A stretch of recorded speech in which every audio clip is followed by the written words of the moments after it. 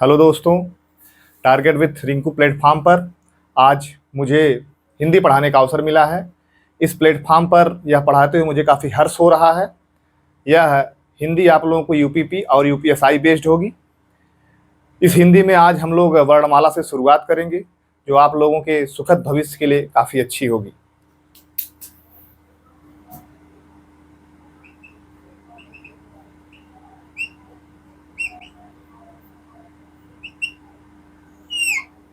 दोस्तों, जैसा आप लोग जानते हैं, वर्णमाला को आप लोग पहले भी पढ़े होंगे और कुछ न कुछ सभी लोग जानते हैं, क्योंकि जो भी व्यक्ति कंपटीशन की तैयारी करता है वो सब कुछ जानता है। लेकिन कुछ भी पढ़ाने से पहले मैं पवनेश पाठक आप लोगों को बताना चाहता हूं कि आपको अपने अंदर एक जोश, जुनून और ऊर्जा रखनी होगी, तभी आप जाकर कुछ अच्छा कर पाएंगे।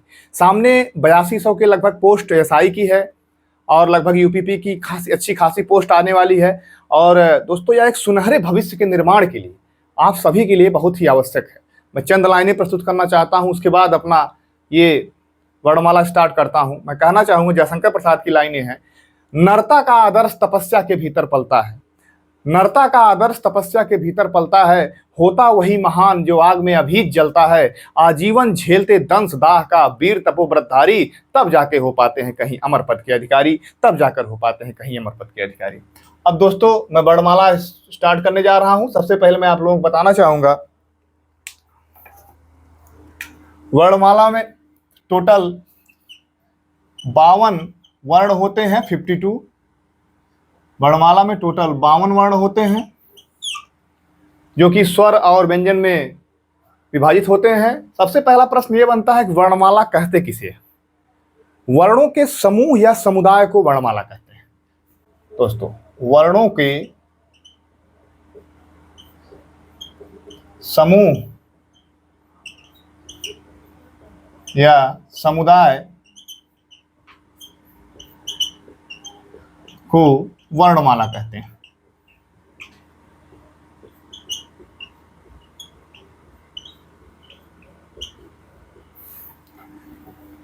अर्थात किसी भी भाषा को, चाहे हिंदी हो, चाहे अंग्रेजी हो, चाहे संस्कृत हो, उसका संचालन करने के लिए, संचालन करने के लिए यह आवश्यक होता है कि उसमें कुछ वर्ण होते हैं, जिसके द्वारा हमें यह ज्ञान हो कि इस वर्ण से क्या संकेत प्राप्त होता है और किस शब्द का, किस वाक्य का निर्माण कैसे किया जाए। तो वर्णमाला वही होती है। तो हिंदी का वर्णमाला काफी क्लिष्ट है, लेकिन अगर आप लोग पढ़ेंगे तो उतना ही आसान भी, क्योंकि आप लोग हिंदी भाषी हैं और हिंदी का एक महत्वपूर्ण रोल होता है। आप लोग जानते हैं, यूपीएसआई में 40 क्वेश्चन आते हैं। तो वर्णों के समूह या समुदाय को वर्णमाला कहते हैं। अब जो वर्णमाला में 52 वर्ण होते हैं, ये जो है टोटल कहा जाए तो टोटल 52 होते हैं, जबकि मूलतः 44 ही होते हैं, जिसमें स्वरों की संख्या 11 होती है, व्यंजनों की संख्या 33 होती है। लेकिन अगर आपके एग्जाम में आया टोटल वर्ण कितने होते हैं, तो आप 52 पर ही टिक लगाएंगे। हालांकि स्वर की संख्या 11, व्यंजन की संख्या 33 होती है। और उसके आगे आप लोग ध्यान दीजिएगा, उत्क्षिप्त व्यंजन,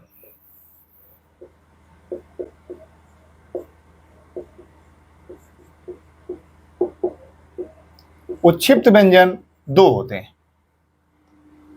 स्वर की संख्या 11, व्यंजन की संख्या 33, उत्क्षिप्त व्यंजनों की संख्या 2 होती है। संयुक्ताक्षर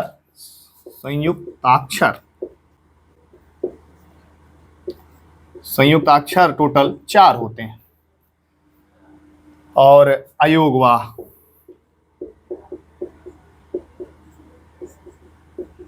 2 होते हैं। ये प्रायः एक मौलिक वर्गीकरण है जो हिंदी के विविध विद्वानों द्वारा स्वीकृत है। यह मौलिक वर्गीकरण, जिसमें स्वर 11, व्यंजन 33, उत्क्षिप्त व्यंजन 2, संयुक्ताक्षर 4, अयोगवाह 2 होते हैं। अब आप लोग जान लीजिए लोग होते कौन कौन है। ये डा ढा, ठीक। संयुक्ताक्षर छ त्र स्र ज्ञ। अयोग हुआ अंग आ, ये अयोग हुआ होते हैं। टोटल 52,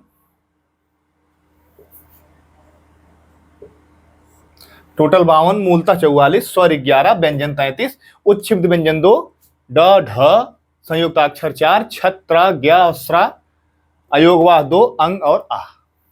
टोटल इतने प्रकार का वर्ण विभाजन जो है किया गया है। अब हम आगे चलते हैं, इन्हें हम मिटा रहे हैं, आगे चलते हैं।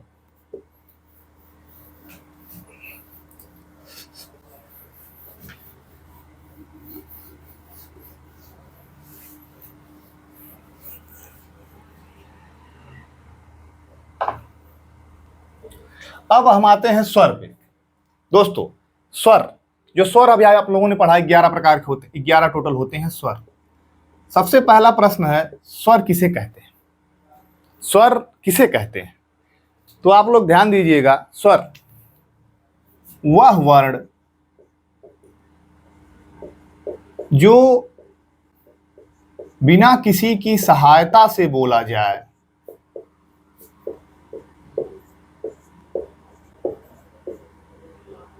बिना किसी की सहायता से बोला जाए या स्वतंत्र, या आप कह सकते हैं स्वतंत्र हो, स्वर कहलाता है।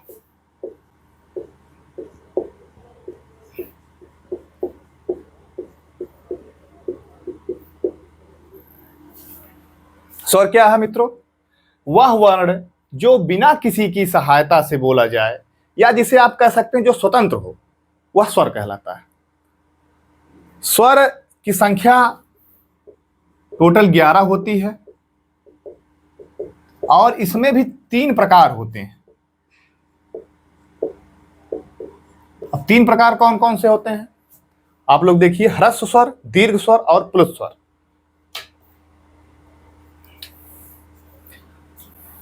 ह्रस्व,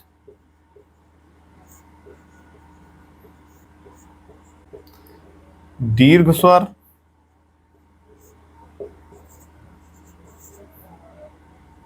और प्लुत स्वर।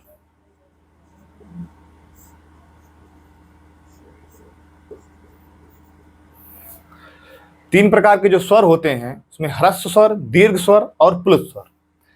अब ह्रस्व स्वर टोटल 4 होते हैं, आ, ई, ऊ और री। आ, ई, ऊ और री मतलब जो जिनको बोलने में बहुत कम समय लगे, जैसे अ, ई, ऊ, री। आप बोलकर अभ्यास कीजिए, अपने आप को समझाने का प्रयास कीजिए, बोलकर अपने मतलब हृदय से आभास कीजिए। जिसको बोलने में सबसे कम समय है, सबसे कम समय लगे,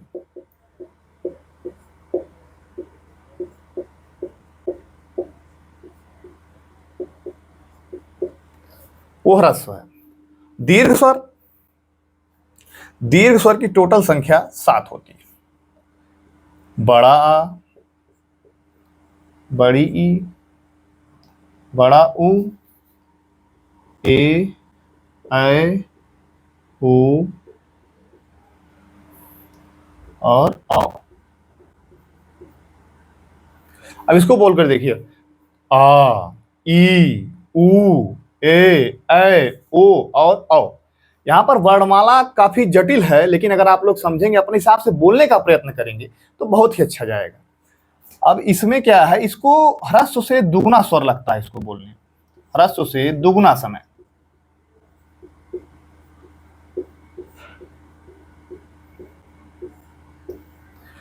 प्लुत में ह्रस्व से दुगुना, दीर्घ स्वर में ह्रस्व से दुगुना स्वर लगता है और इसकी टोटल संख्या 7 होती है। ह्रस्व स्वर इसकी टोटल संख्या 4 होती है, आ, ई, ऊ, री। सबसे कम समय इसमें लगता है।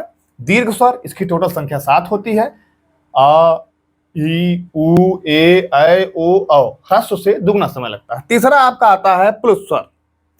तीसरा आपका आता है प्लुत स्वर। प्लुत स्वर में जो आते हैं, जैसे जिसमें बोलने में सबसे अधिक समय लगे, जैसे देखिए ओम, राम, जिसमें काफी खींच दिया जाए, जिसमें कि किसी शब्द को काफी खींच दिया जाए, काफी ज्यादा समय लगे, जैसे ओम, राम, ये सब जो है प्लुत स्वर के अंतर्गत आते हैं, सबसे अधिक समय।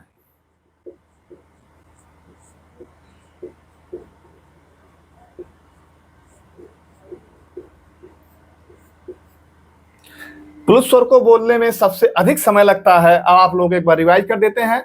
स्वर वह वर्ण जो बिना किसी की सहायता से या स्वतंत्र रूप से बोला जाए, उसे हम स्वर कहते हैं। वह वर्ण जो बिना किसी की सहायता से या स्वतंत्र रूप से बोला जाए, उसे हम स्वर कहते हैं। स्वरों की टोटल संख्या 11 होती है। स्वरों की टोटल संख्या 11 होती है और ये 3 प्रकार के होते हैं: ह्रस्व स्वर, दीर्घ स्वर और प्लुत स्वर। ह्रस्व स्वर की टोटल संख्या 4 होती है। अ, ई, उ, री, सबसे कम समय लगता है इसको बोलने में। दीर्घ स्वर की टोटल संख्या 7 होती है। अ, ई, उ, ए, ऐ, ओ, औ, ह्रस्व से दुगना समय इसको बोलने में लगता है। प्लुत स्वर, इसके अंतर्गत ऐसे शब्द आते हैं ओम, राम, तो ये जो है प्रायः सबसे अधिक समय लेते हैं प्लुत स्वर। ये हो गया स्वरों का वर्गीकरण। अब हम आगे चलते हैं।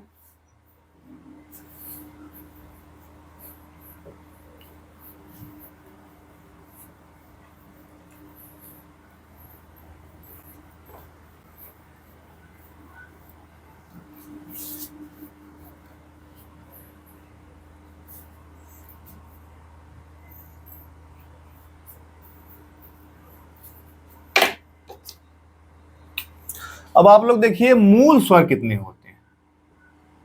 मूल स्वर, मूल स्वर टोटल 4 होते हैं। मूल स्वर टोटल 4 होते हैं।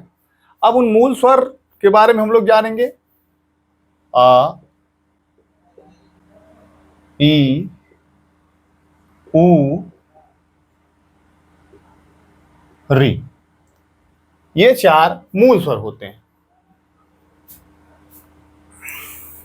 आप लोग दूसरा जानिए दीर्घ स्वर। जो मूल स्वर में दीर्घ स्वर होता है, ये भी मूल स्वर है जिससे अन्य स्वरों का निर्माण होता है। आ, ई, उ। अब आप लोग इनके बोलने के स्थल को जान, जैसे बोलने का तरीका क्या होता है। जब कोई भी वायु हमारे हृदय से निकलती है, तो सबसे पहले वह हमारे कंठ से होती है, फिर तालु से, फिर मूर्धा से, फिर दंत से, फिर ओष्ठ से। तो आप बोलने के अभ्यास से जब आप सीखेंगे कि कौन सा शब्द, कौन सा वर्ण हम बोल रहे हैं, तो वह कहाँ से निकल रहा है, तब आप समझ पाएंगे कि वह कौन सा वर्ण कहाँ से बोला जा रहा है। और प्रायः एग्जाम में पूछा जाता है, जैसे का शब्द कहाँ से बोला जा रहा है, कंठ से, तालु से, मूर्धा से या ओष्ठ से, तो उसका निशान कंठ पे लगाया जाता है। तो ऐसा कैसे लगे, क्योंकि आप बोल के देखिए का देखिए कंठ से निकल रहा है। उसी प्रकार से अन्य वर्णों का, स्वरों का भी उच्चारण स्थान होता है। अब देखिए इसका आ को आप बोल के देखिए कंठ, आ को बोल के देखिए आ कंठ से निकलता है। ई, ये देखिए तालु।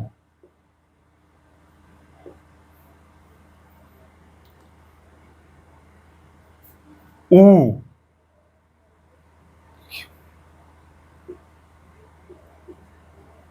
ऊ जो है ऊ, ओष्ठ। री, मूर्धा। ये इन चारों का उच्चारण स्थान हो गया। आ कंठ, आवाज निकाल देखिए, आ कंठ से निकल रहा है, ई तालु से, उ ओष्ठ से, री मूर्धा।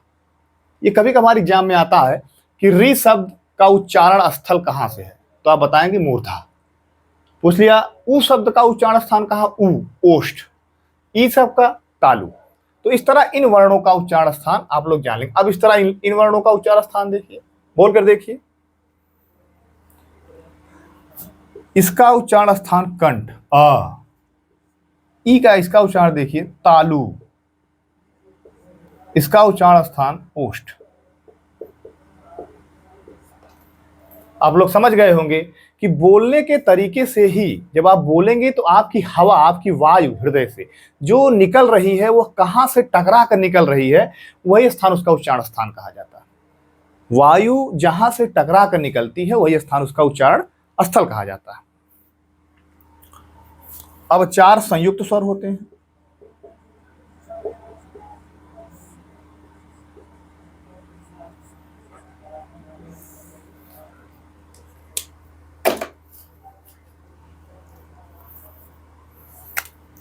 चार, ए, ऐ, ओ, औ। अब देखिए इन शब्दों को कहां से बोला जाता है, इन वर्णों को कहां से बोला जाता है, आप ध्यान दीजिए। इन वर्णों को कहां से बोला जा रहा है, ए, ऐ, तो ये हो गए कंठ तालव्य। कंठ और तालु दोनों के सम्मिश्रण से इसे बोला जा रहा है, इसे आप कहेंगे कंठ तालव्य। ये कंठ तालव्य है। ये देखिए ओ, औ, ये देखिए कंठौष्ठ। कंठ और ओठ दोनों के सम्मिश्रण से बोला जा रहा है, ये कंठौष्ठ हो गए। इसका आप मतलब कंठ और तालु दोनों से, कंठ और ओठ दोनों से। देख लीजिए आप, ये संयुक्त स्वर है, ये मूल स्वर है, ये दीर्घ स्वर है। आप पुनः देख लीजिए, मूल स्वर 4 है, अ, ई, उ, री। दीर्घ स्वर 3 है, अ, ई, उ। संयुक्त स्वर 4 है, ए, ऐ, ओ, औ। और 2 अयोगवाह।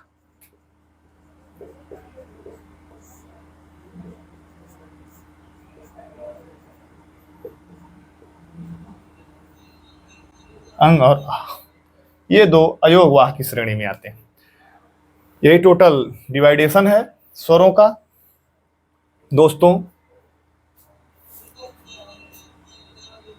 हम आपको आज स्वर पढ़ाए हैं और कल हम आप लोगों को व्यंजन पढ़ाएंगे। हम यह कहकर जा रहे हैं कि अच्छे से इसको पढ़ने का अभ्यास कीजिए, क्योंकि ये वर्णमाला अपने आप में काफ़ी जटिल और काफ़ी आसान दोनों है। यदि आप इसको अच्छे से समझ लिए तो आप पूरी हिंदी समझ लिए, पूरी व्याकरण समझ लिए, कुछ शेष नहीं रहा।